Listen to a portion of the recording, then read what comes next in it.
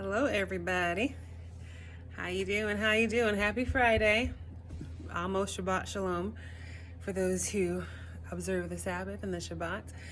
I wanted to get on here real quick, and I'll try to make it brief. But if it takes more time, then there are just certain things that need to be said. I've had conversations with people, friends, different acquaintances, etc. This past couple weeks concerning legislation being passed, and they wanted to know what I thought about it, and they were surprised and shocked about the ins and outs of the bill. And so I just wanted to share some things I thought were really important for everyone to know. And it's actually so much, I just kind of took some notes. I normally would just go off with, mental thoughts, but there are some things that I think are very important for everyone to know that's going on right now with the Equality Act in our nation. Okay, so it passed the House of Representatives. I think it's House Bill 6, but now it's going on to Senate, and I think it's very important that we all know that we're knowledgeable about the bill, that we're praying, and that we also are calling our senators saying that we don't want this, or we're not in support of it, and this is why.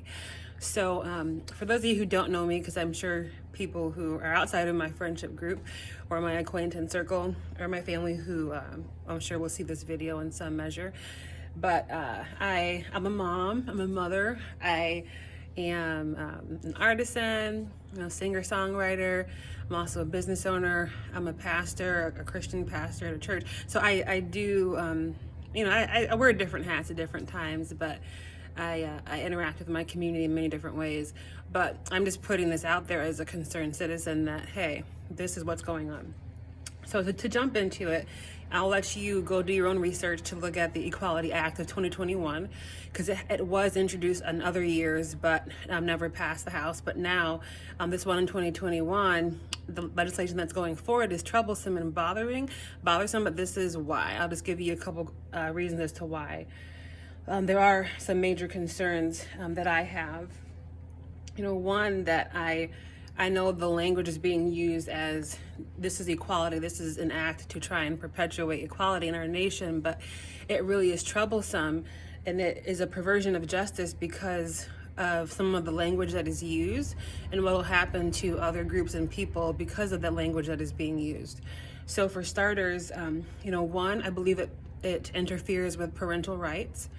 If you are a parent, and you have children, you, as long as you are a good person and you take care of your kids the best of your ability, you should be able to make decisions for your child. But according to this act, if there's a child who's a minor, a young child, then the child will have rights to take hormone therapy without their parents' consent. And there's already been a case, I can't remember where, I think it might have been in Ohio. There was a case in Ohio where parents lost their parental rights because they refused their 8-year-old to take hormone treatments. And that is, to me, that's completely unjust. You don't take away someone's parental rights for having a boundary for their child, saying, no, you're not going to take hormone treatments, you're an 8-year-old. I don't know their reasoning. I don't know them personally, so I just, read about them and followed their story. But my thing is, if you can't drive till you're 16, if you can't vote, if you can't even get an ear piercing or a tattoo, then why in the world should you be able to change your sex without your parental consent? That's very troublesome, and it could lead to further problems if you just think about that slippery slope. Oh, we're going to take your children because you're an unfit parent because you're not letting your kid change their sex at the age of 8.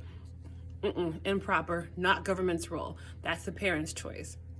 So when that person gets to be an adult, they're out of the house, that's on them. But the government should not step in with parental rights as it pertains to this issue.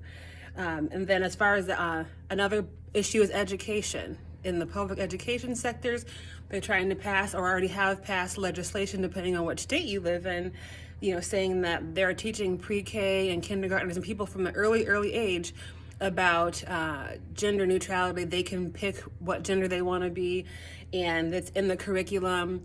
They're teaching already about transgender. They're teaching about masturbation to a 5-year-old.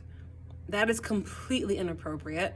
I do remember a time where sex education was for, I think maybe 6th grade, maybe going into middle school. And then even in high school, there's a type of health class that talks about sex and education, but it doesn't go into these types of depths. And I think it's highly inappropriate for any child to even be talking about, let alone having a teacher from a place of authority speaking into their life.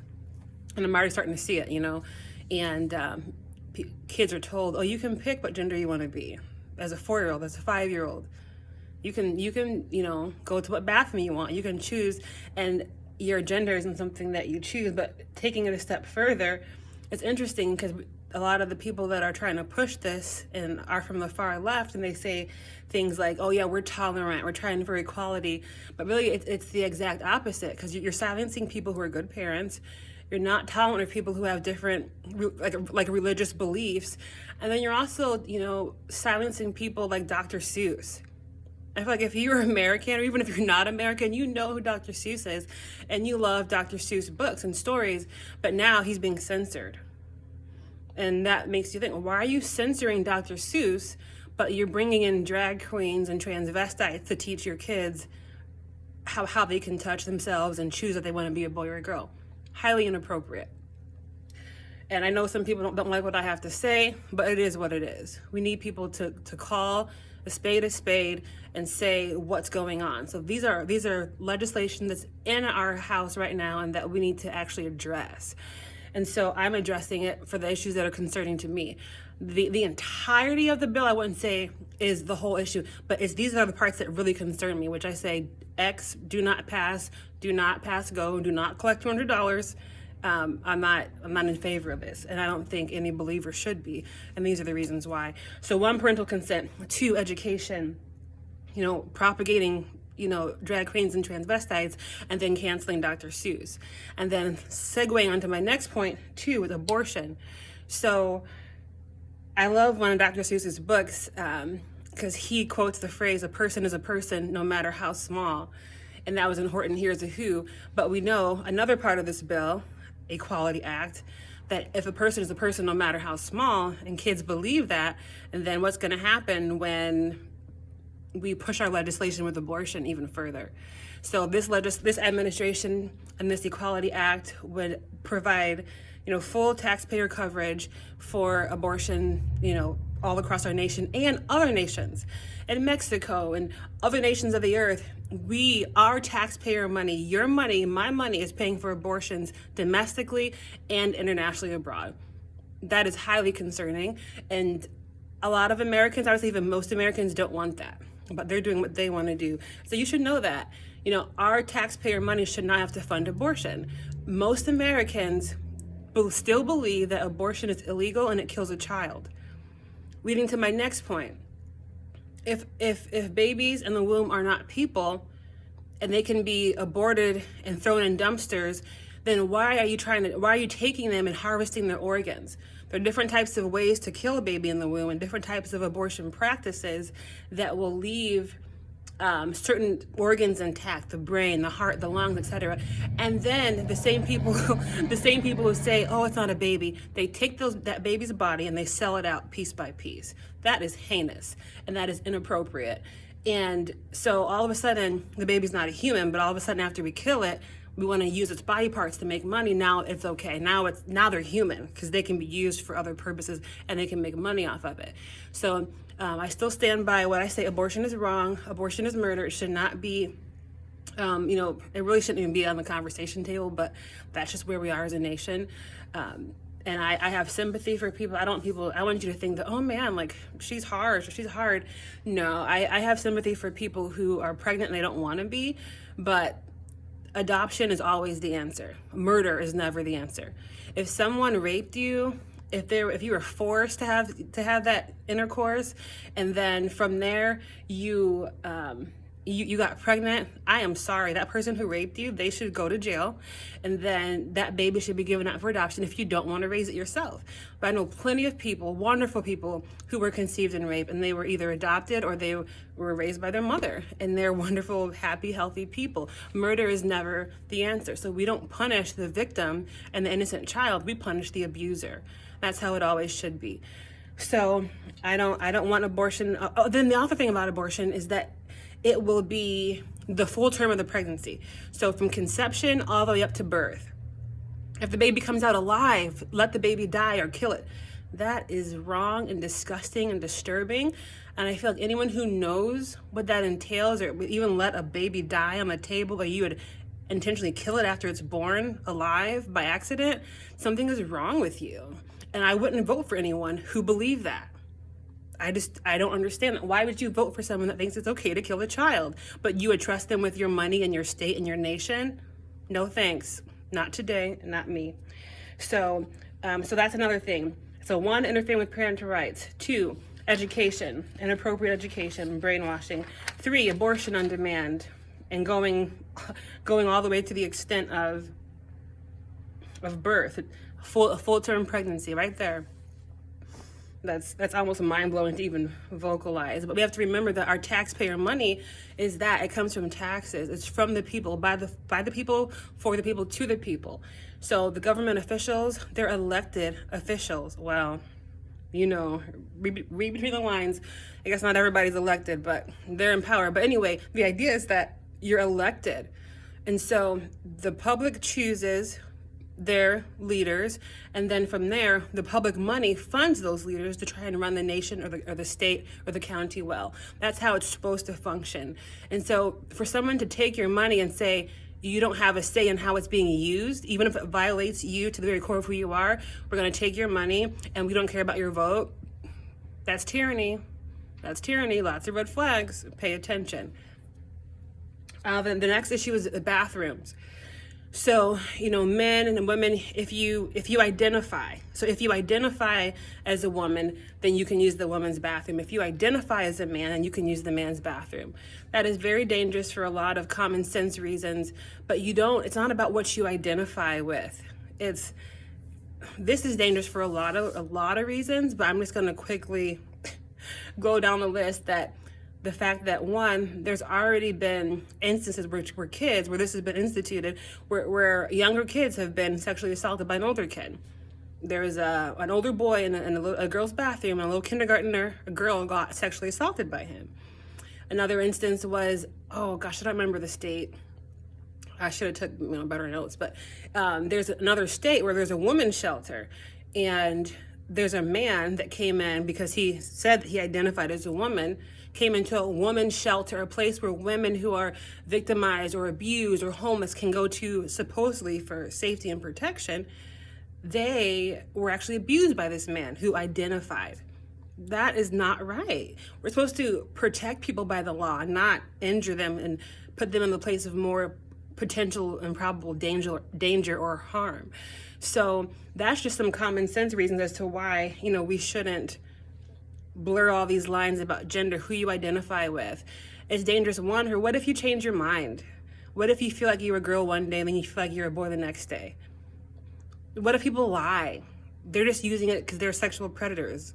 There's so many different reasons why people, but then also, it's also not a good reason to do that because there's a lot of language that's being used about civil rights, and that is what this whole thing is proposing, is that gender identity, so LGBT, is part of the civil rights movement and civil rights legislation, and that's just not true, and that's just not right. I think a lot of people know about civil rights history in the United States of America, and using bathrooms and things like that. This has nothing to do with our civil rights as far as housing or I feel like in this nation, it doesn't matter what your sexual orientation is. I feel like from my people that are friends, co-workers, family, or whatever, who identify as LGBT, they're not being persecuted for it. They can get a job, they can get the house, they can even get married, they can do all this stuff.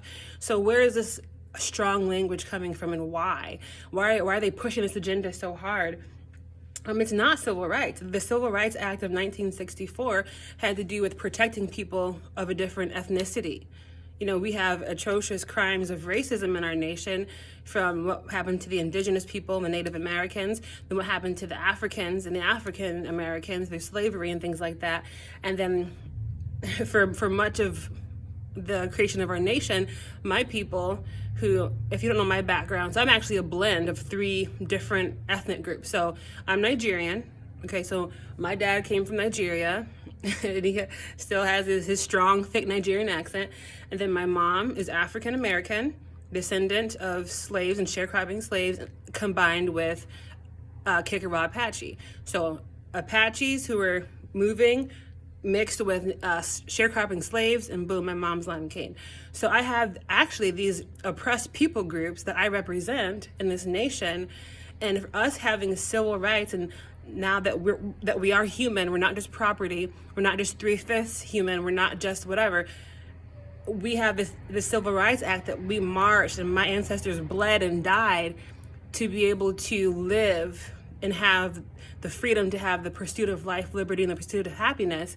Now for some people to come down a few decades later and say that I'm going to add to that entire movement and say that, my sexual orientation and my choice to be lesbian, gay, or bisexual, or transgender it should be part of the Civil Rights Act. No, absolutely not.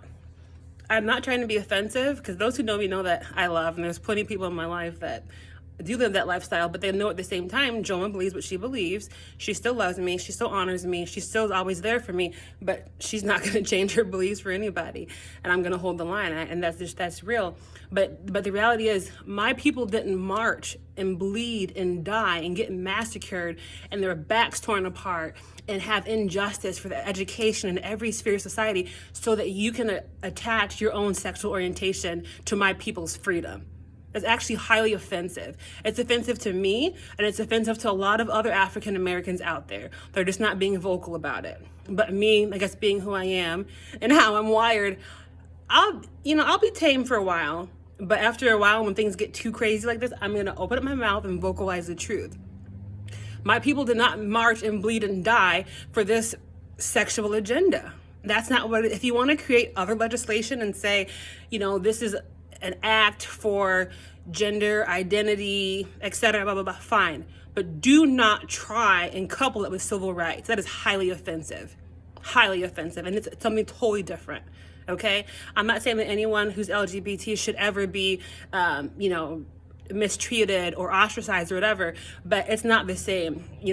With your ethnicity and how you're born, and your gender, the gender that you're born with, that's how God created you. I'm never going to stop being Black. I'm never going to stop being Nigerian, Kickawa Apache, and African American. I'm never going to stop being that. No matter what I think, no matter what I want, no matter, oh man, I wish I was white, or, I wish I was Chinese or Asian or whatever. It doesn't matter. My DNA speaks.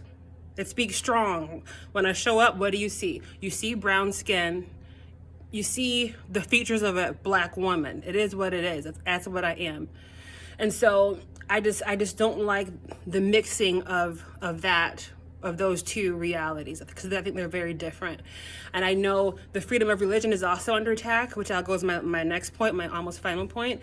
But with the freedom of religion, we do choose our religion. And so that's why we have the First Amendment, so that we can choose, okay, religion will be protected. The government will make no law or impose no rule that will go against people's freedom of religion. And that is what that was instated for. It wasn't to try and control and try and silence believers and try and silence Christians. And that's what's happening. That is what is something that is dangerous about the bill, because it is trying to silence Christians and believers and saying that, me, I think I'm really getting ahead of myself here, but me as a person who, actually, I'll just hold on that for a second. I want to stick on the fact that I want to keep the main point, bathrooms. So it's dangerous to not use the bathrooms, not saying that you can choose the bathroom you want for practical reasons, but then also it's not a civil rights issue as it pertains to ethnicity and your gender that you're born with. Because if but if you change your mind, I know plenty of people that started off gay, and then they were bi, and then they were gay, and then they were straight, they were heterosexual, and then that's where they remained. Other people, I have another friend who now he identifies as being gay, but he was bisexual for years. Another friend thought about becoming trans, but then he had other friends who were trans, and they regretted the fact that they were trans. Now it's like I've spent all this time and money and I've changed my body, and they're really depressed because it's like a final decision. What do? Like you undo all the surgery and like the change and mutilation that's happened to their bodies. I haven't heard a lot of talk about that. What about the people who don't think that's such a good idea, and they actually encourage their children because this one guy, he is a father, and he encouraged his daughter who is currently wanting to transition in her 20s, and he's saying, I'm not against your lifestyle. I'm just saying you should wait because, I have close friends that were not happy that they transitioned to this. So he's just gay. So anyway, these are just some common sense practical ideas. Another reason is athletic competition. I was an athlete my whole life, and I was a coach. I played collegiate level ball and coached, in the college afterwards. But as an athlete and someone who still loves sports today, it's not right and it's not fair that anyone can compete at that level or any level really of sports and athletic competition as whatever gender you identify with. So you have biological girls and females working hard, getting up early every day to practice or staying up late and whatever, traveling, making a lot of sacrifices to be good at their sport, or go on to the Olympics, whatever their goals are. And then you have a man show up with a wig talking about he's a girl today and he can win the medal. It's not fair because there are biological differences in women and females' bodies. And it's very basic, and to me it's common sense, but it's just not right. We talk about women's rights, but then you're taking away the rights of these female athletes that work hard to do well and to excel, and they want their scholarships. Maybe they want to win in the Olympics, but when you let biological men begin to compete, that's just not fair. And actually, you're doing a damage and a disservice to women's rights, to women's rights and women's athletics. And so as a coach, and also, I wouldn't want a boy in the locker room with my girls when they're showering. That's just not right. I'm sorry. I wouldn't really have that. So we're crossing a lot of different lines. Some of them are practical and some of them are just really, I think, like foundational, where it's big picture stuff. We don't want to start crossing those lines. And also with athletic competitions, like even when you go into the military, or if you have served in the military at some capacity, or law enforcement, they're physical standards that you have to meet. And when you're going through PT tests, you have like a female and a male chart, and it's just basic. It's standard. If you're a female, you have to do run a mile this fast, do this many sit-ups in a minute, and do that, et cetera, et cetera. And it's different for men and women. That's okay because our bodies are made different. But when we start changing and saying that people can choose, it does a big disservice to women. And one of my favorite movies, growing up, was A League of Their Own, because I was a softball player, a really good softball player at that. So if any of my softball girls see this, I love softball. Softball was like my first love before I found Jesus, right? But he found me. But anyway, A League of Their Own is right. Keep it a league of their own. Women deserve women's sports. I think we've come too far to all of a sudden have to deal with all this confusion and on so many different levels and so many different fronts. Then another topic is silencing the church. So this legislation, and I think this is also a big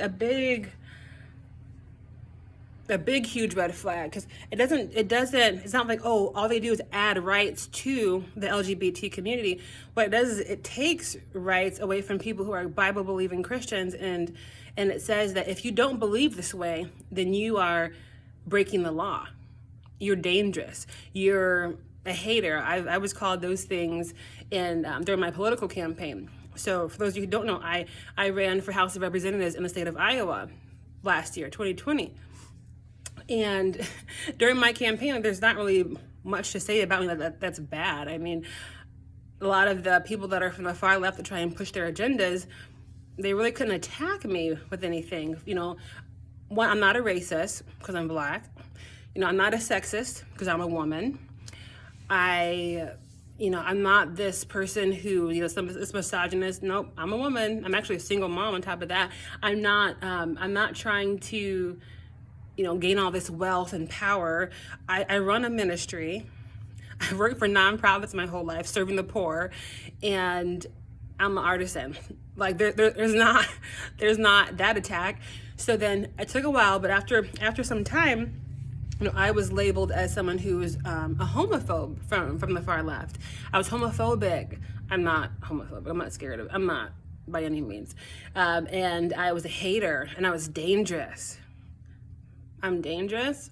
I'm a hater. I'm homophobic. Interesting. Because I don't. Yeah, not accurate at all. But those were the allegations. But now, saying no, I do run a Christian organization, and I do serve as a pastor at a church. But saying if this Equality Act went through, it's saying that anyone who discriminates, in their words, discriminates against someone who's LGBT, then you're breaking the law.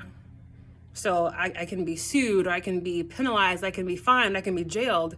But the bottom line is, I was attacked in my campaign, but then also even now, just as a law-abiding citizen, I would be attacked as someone who is breaking the law just because I love Jesus and I believe his standards of morality.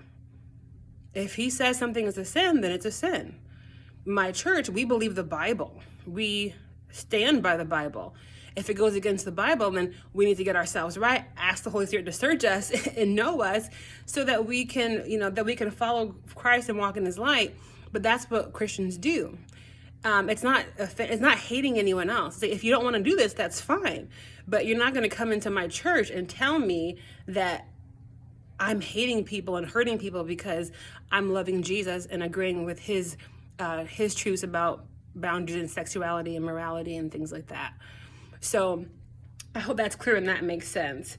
It's not, it would be an affront, silencing the church. So you're going to take this hardworking single mom pastor, serving the poor, nonprofit person, giving free services to people all week long to try and help the community. You're going to put me in jail because I'm not going to hire a pastor who's trans or a pastor who's in a gay marriage when my Bible says that this is not an honorable form of marriage according to Christ's words. That's not okay with me. We're supposed to be in a land that has the freedom of religion. That doesn't mean that you can't go and be married to the same sex. It doesn't mean that you can't go and change your sex. You can do all those things, but don't come here and take away my rights and say I'm a criminal and I'm a hater because I believe Jesus' ideas of morality. That's the bottom line of it. And so if you're okay with me being imprisoned and me going to jail because of my beliefs, then that's crazy. So this Equality Act should not pass. The last thing is fallacy. There's a lot of fallacy that's presented in mainstream news and mainstream media. Do not buy it. Do not buy it one bit. There's a lot of misinformation. There's a lot of brainwashing, control, and manipulation. And they only provide a certain amount of information so that you would perceive it a certain way. So I encourage you to do your own research. Do your own research. Know what's going on. Know the people who you vote for and what they stand for. Because I'm actually really surprised by how a lot of Christians voted for people who stand for things who really oppose their faith and the very foundations of humanity itself. But to each his own. I know your God is your judge. I won't go into all that. But I'm just saying, be aware of what's going on right now in our nation. So this Equality Act passed the House of Representatives, U.S. House, and now it's time for Senate to hear it. And I hope and I pray that it doesn't pass. But call your senators and tell them where you stand on it and tell them that you don't want this and tell them why. Because they are your elected official. Their salary comes from your pocket. They're there to represent you, the people, and not their own agendas or people who they've already made secret backdoor agreements with, okay? So if this act passes, I'm telling you now, this might be the end of freedom of speech in America. Everybody will be censored except for those who agree with the far left and whatever their beliefs and ideals are.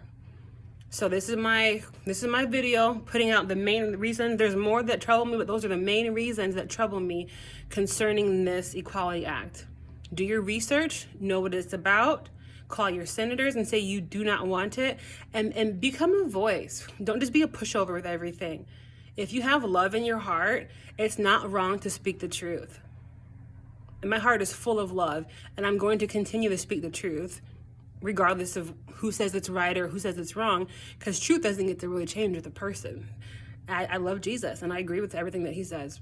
So that's it. That's my story. I'm sticking to it. And I said, you guys be knowledgeable. And I want the freedom of speech to remain. But even if for some reason it's taken away, truth will prevail. Truth will go forward. But I just hope that this video is helpful. You know, you can share it. You can ask questions. You can send me a message. But know what's going on and know what this administration has been doing and pressing since they got into office. So I love you all. These are important days. These are serious days. These are somber days. But I would hate to have our freedom of speech taken away so quickly. All right. Love you guys. And I just have to say, God bless America. And I'm also happy that on the dollar bills, it still says, "In God we trust." And I can go on about that, but I'm unashamedly one who loves God. But I also gave you some practical reasons why you should be very concerned about this bill. All right, take care. Everybody have a good weekend.